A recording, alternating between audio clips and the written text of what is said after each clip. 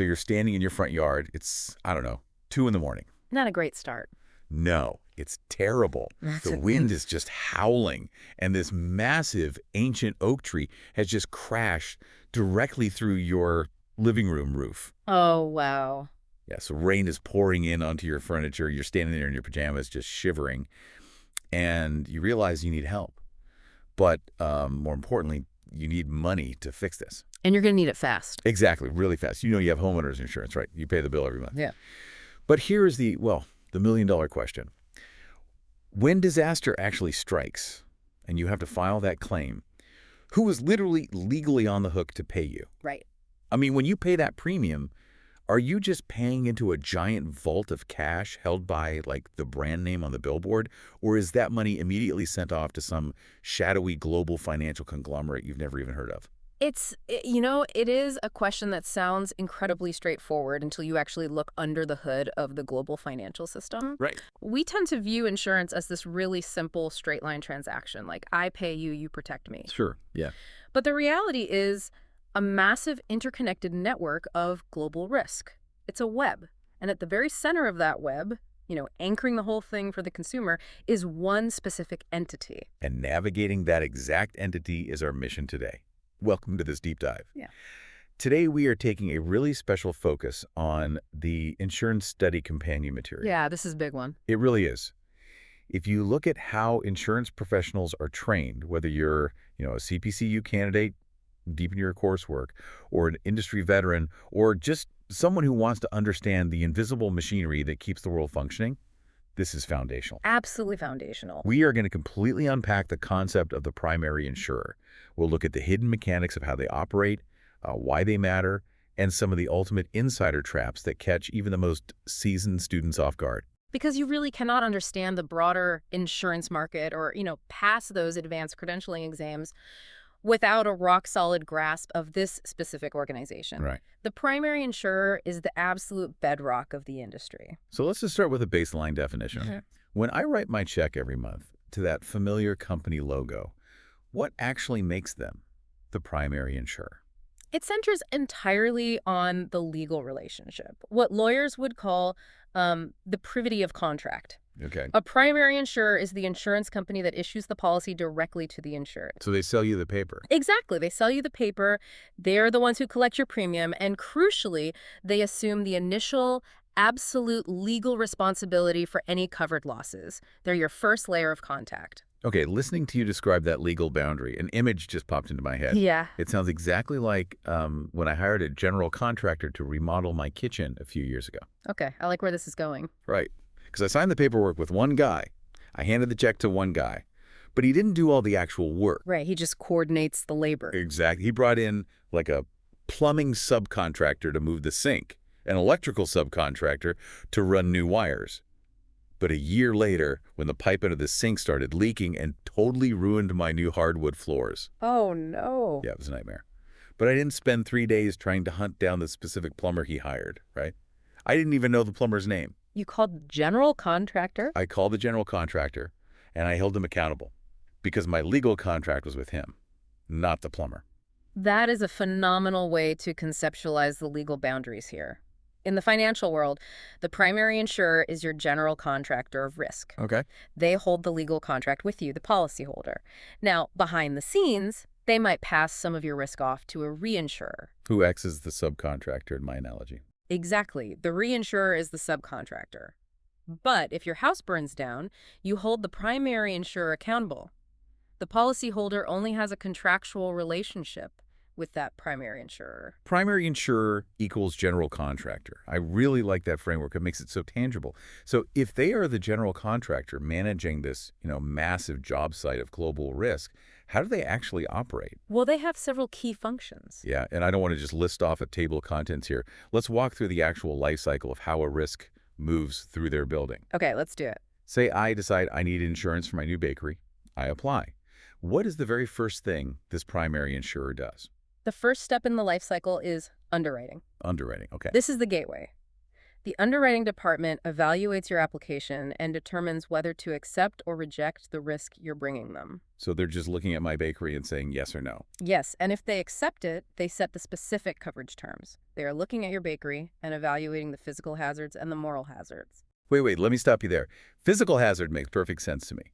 Like, do I have frayed wiring near the commercial ovens? Or is there a giant dead tree hanging over the roof, right? Exactly. But moral hazard, are they like doing a background check to see if I'm a good person? What does that actually mean in an insurance context? That is a great distinction to make.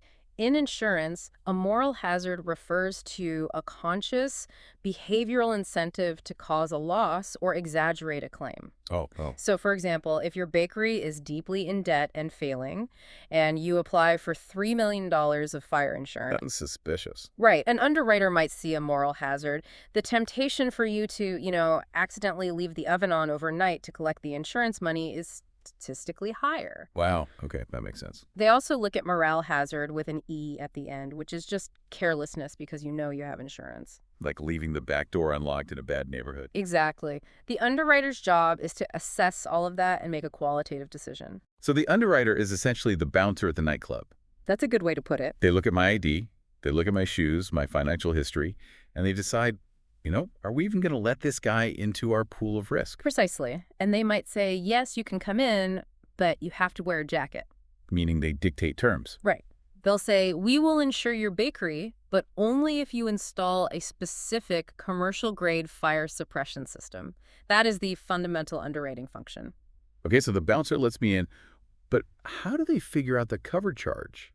Because, and tell me if I'm wrong, a lot of people conflate underwriting and pricing. Oh, all the time. They sound like the exact same action to me. Aren't they just deciding what to charge me based on how risky I am? Conflating the two is a very common mistake, especially for students taking their first CPCU exam. We really need to clearly delineate them. Okay, delineate away. Underwriting is the qualitative yes or no and the setting of the rules. Pricing is the cold, hard mathematics. Once the underwriter says yes, the actuarial team takes over. Pricing is the strictly mathematical calculation of the premium itself. So how are they doing that math? Sure. Because if my bakery hasn't burned down yet, how do they know what to charge me today for a fire that, might happen in 5 years? They rely on the law of large numbers and just massive pools of historical data. Okay. The actuaries look at thousands and thousands of bakeries over decades. They calculate the expected frequency of fires, the average severity of those fires. All the past disasters. Right, and they factor in the internal expenses of running the insurance company and, of course, the margin needed for a profit. Naturally. They build this mathematical model so that the premiums collected from all the bakeries that don't burn down perfectly cover the massive claim for the one bakery that does. So we've gone from the qualitative bouncer to the quantitative accountant. Exactly. Underwriting sets the terms, pricing does the math. Once I'm in the system and paying my premium, what is the primary insurer doing to make sure they don't go broke if their math is wrong? That brings us to the third major function, which is risk management. And we aren't just talking about telling you to put up a wet floor sign in the bakery. Right. This is about the primary insurer managing its own aggregate exposure to catastrophic loss. Walk me through how they actually do that. I know my policy has like a deductible and a limit, but how does that protect the massive corporation? Well, think about causality.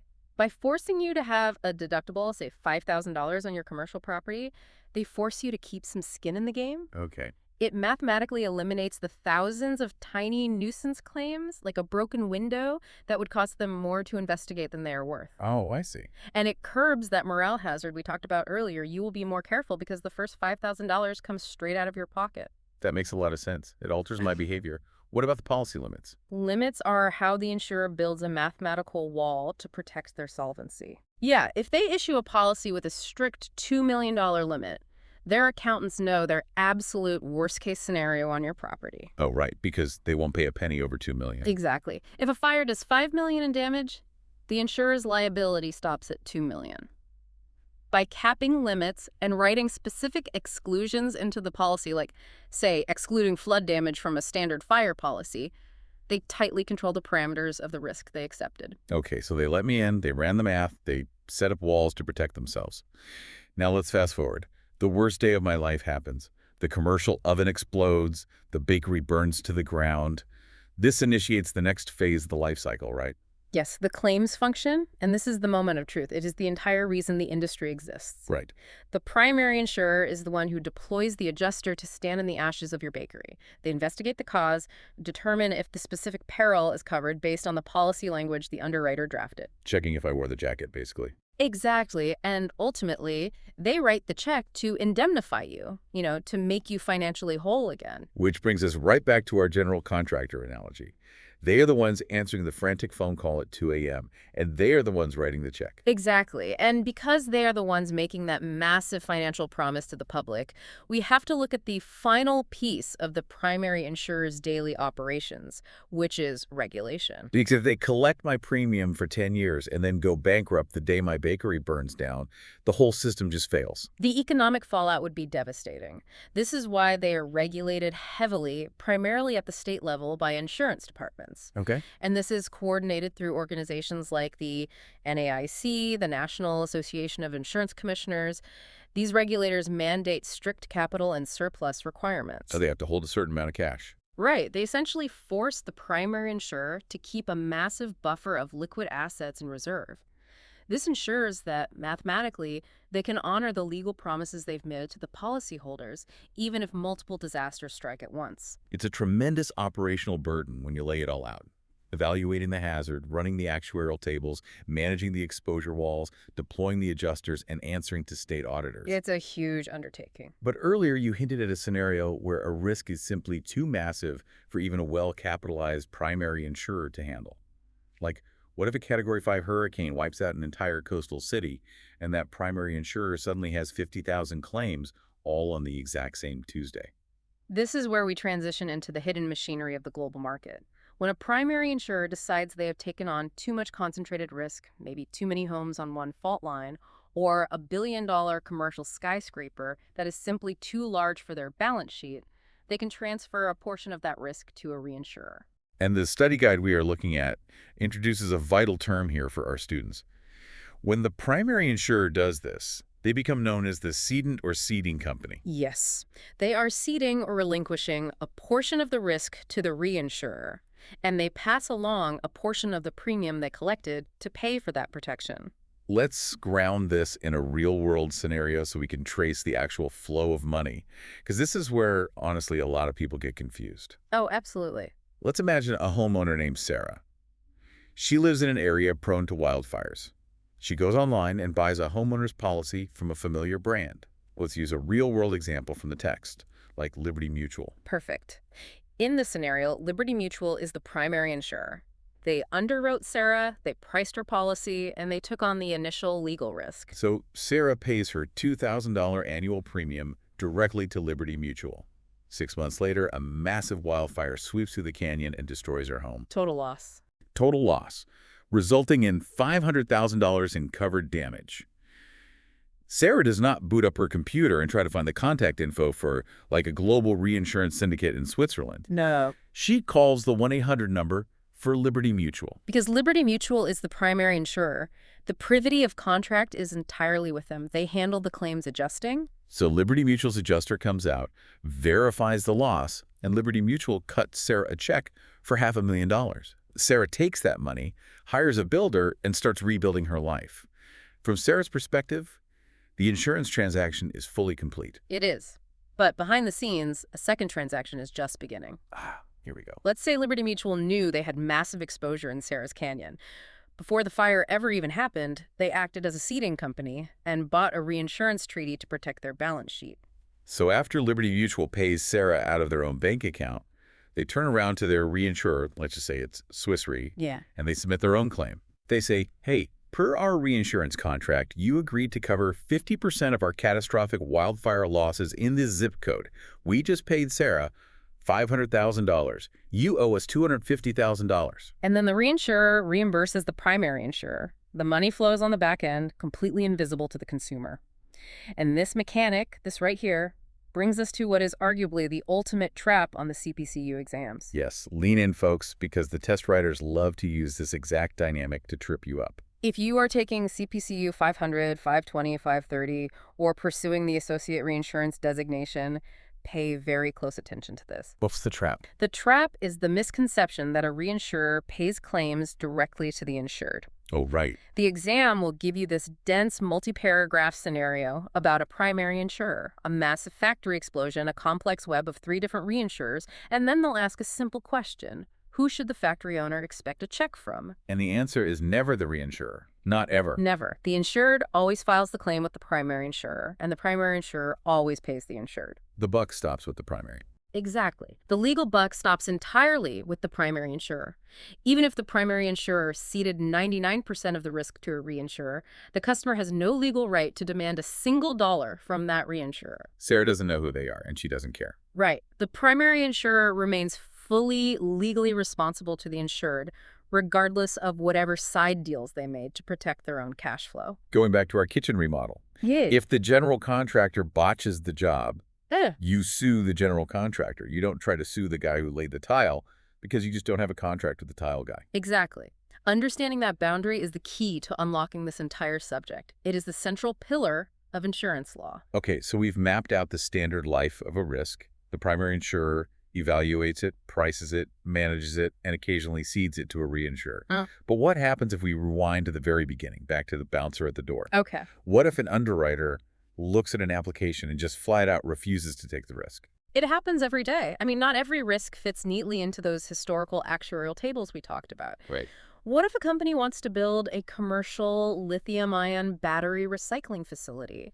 Or what if a startup is launching a brand new type of commercial space rocket? Yeah, there's no historical data for a new space rocket. Exactly. A standard admitted primary insurer is going to look at that application, realize they have zero historical data to price it accurately, realize the physical hazards are astronomical, and they will simply decline the coverage. So what does that startup do? Are they just banned from operating? Because, no bank is going to lend them money and no landlord is going to lease them property if they don't have liability insurance. Does the whole operation just die on the vine? Well, if the market stopped with standard admitted insurers, yes, innovation would essentially grind to a halt. Wow. But this is why the insurance ecosystem has a specialized safety valve known as the excess and surplus lines market, or E&S. Let's spend some time on this because E&S insurers are fascinating. They are like the daredevils of the financial world. They really are. Now, the critical thing to remember for our study purposes is that an E&S insurer is still a primary insurer. Okay, so they're still the general contractor. Yes. They still sit at the front line. They still issue the policy directly to the consumer and act as that general contractor. But they exist specifically to cover the hard-to-place, unusual, or incredibly high-capacity risks that the standard market refuses to touch. So how do they get away with insuring a commercial space launch when a massive standard company won't? Do they just have a higher tolerance for losing money? No, they have a different regulatory framework. Standard insurers are heavily restricted by state regulators on the rates they can charge and the exact wording of the policy forms they use. E&S insurers, because they act as the market of last resort for these bizarre risks, are granted much more regulatory freedom. Oh, that makes sense. This freedom allows them to draft highly customized, unique policy language that tightly defines exactly what they will and will not cover. And I imagine it allows them to charge massive premiums to compensate for that lack of historical data. Absolutely. If they're going to insure your untested rocket launch, they are going to charge a premium commensurate with that total unknown. Right. But by having this E&S safety valve, the economy can keep moving forward. A business with a wild, unprecedented risk can still find a primary insurer willing to step up, write the paper, and take on that initial legal responsibility. So without the E&S market acting as a specialized primary insurer, major technological leads simply couldn't be financed. Precisely. It's incredible to think about. I feel like we've covered a massive amount of ground today. We've explored the legal boundaries, the life cycle of underwriting and pricing, the hidden flow of reinsurance money, and the vital role of the E&S market in funding innovation. When you step back and look at the whole board, it highlights how dynamic the role of a primary insurer really is. They aren't just pushing paper in a back office. They are the active gatekeepers and managers of global economic risk. Let's synthesize all of this into a concise summary, like a golden rule for our listeners, especially those staring down a CPCU exam this semester. Good idea. If you take away only one thing, let it be this. The primary insurer is the entity that sells the policy collects the premium, handles the claim, and pays the insured. That's the boundary. Yes. Reinsurance is just a behind-the-scenes financial tool that helps the primary insurer manage their own exposure. It fundamentally does not change the customer relationship.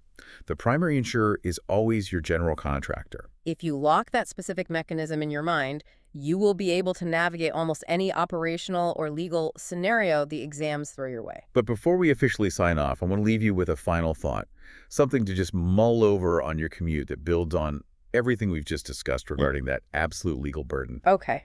We established that the primary insurer remains fully responsible to the policyholder no matter what, even if the reinsurer goes bankrupt. Right. Think about the implications of that for a second. The level of hidden vetting is staggering. Right.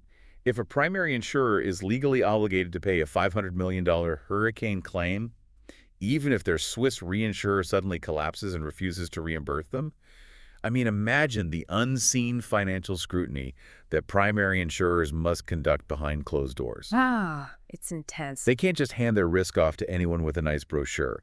They must have entire departments of analysts doing nothing but agonizing over the balance sheets, the investments, and the long-term stability of the reinsurers they choose to partner with. Because if they choose the wrong partner. Exactly. If they choose a wrong partner and that reinsurer vanishes in a crisis, the primary insurer is left completely holding the bag.